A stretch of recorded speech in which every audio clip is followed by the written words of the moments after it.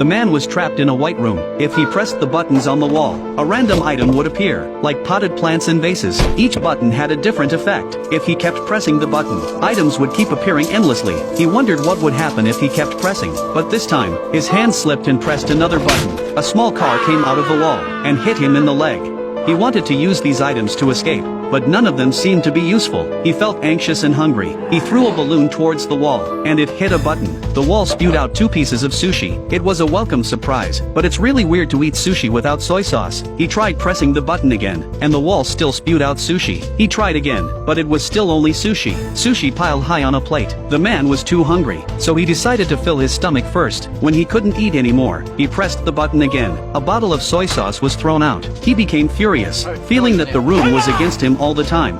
He tried the button on the floor, and suddenly a door appeared behind him. It must be the exit. He was overjoyed, but in his haste, he forgot which button it was. He had to try one by one. A black man ran out from the wall, and then ran into the opposite wall. He tried another button. A stream of water fell on his head. He's going insane. Finally, he pressed the right button. A door appeared on the wall. He turned around and ran towards the door, but when he was halfway there, the button recovered, and the exit disappeared. He caught his breath, pressed the button again, and ran backward at a faster pace, but it was still useless. He turned around and rushed with a squat start. However, the button recovered too fast. He's obviously not going to make it. He tried several methods, using a rope to shorten the distance, pushing a small car to carry himself, but nothing worked. Relying on speed was obviously ineffective. He brought the vase over here, and pressed it onto the button. The exit reappeared, but the force from the button was too strong. It topped the vase easily. To add weight to the vase, he decided to fill it with water. He pressed the button that had water before, and a stream of water came down. Unfortunately, the water landed precisely on his head. No matter how he moved, the water couldn't flow into the vase. The man tried different methods, but the water in the vase wasn't even enough for watering. Now he wanted to use sushi instead of water. He kept pressing the button repeatedly, and the sushi kept falling into the vase. But when it was full, he couldn't move the vase because it was too heavy. He reached inside with his hand, but the opening was too small to fit his hand. Luckily, there were chopsticks in the room. He used the chopsticks to pick the sushi out. Until he couldn't reach any sushi with chopsticks, he used all his strength, and moved the vase back to the button. But he forgot which button was the exit again. He tried one by one, and when he pressed the wrong button, the black man appeared and kicked the vase. Then the man gave him a glance, and walked into the wall. But this kick broke the vase. All his efforts were in vain. The man was driven to madness. He tried the button higher up. A rope descended into the room. But soon, the rope disappeared on its own. He summoned the rope again, ran over and grabbed it. Then he returned to press the exit button. The door appeared on the wall. He gripped the rope tightly and swung over. Just in time, he arrived before the door closed. He went to pull the door handle, but the door didn't open. He needed a key to open it. The door was about to close. He bent down to run out, but was harshly hit on his back. He was so angry and kicked the wall in frustration. Unexpectedly, he accidentally hit a button. A key appeared in midair. He walked over to grab it, but it turned out that the key only existed for a short time. He picked up a piece of fish from a sushi, and marked the key button. Then he summoned the rope, used inertia to swing over. Finally, he managed to get the key. Following the process before, he went to the door easily.